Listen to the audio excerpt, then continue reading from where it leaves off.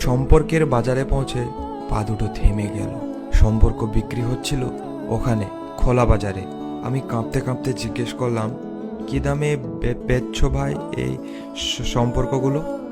দোকানদার জিজ্ঞেস করলো, কোন সম্পর্কটা বানাতে চান আপনি? ছেলের না বাবার, বোনের না ভাইয়ের? বলুন আপনি কোনটা চান, মানবতার না ভালোবাসার, মায়ের না বিশ্বাসের?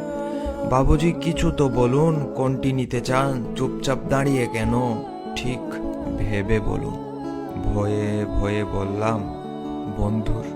দোকানদার ভিজে চোখে বলল, দুনিয়াটা এই সম্পর্কেই তো টিকে আছে। তবে মাফ করবেন বাবুজি, এই সম্পর্কটা বিক্রির জন্য নয়। এর কোনো দাম দিতে পারবেন না। আর যেদিন যেদিন এটাও বিক্রি হয়ে যাবে, সেদিন দুনিয়াটা উজাড় হয়ে যাবে।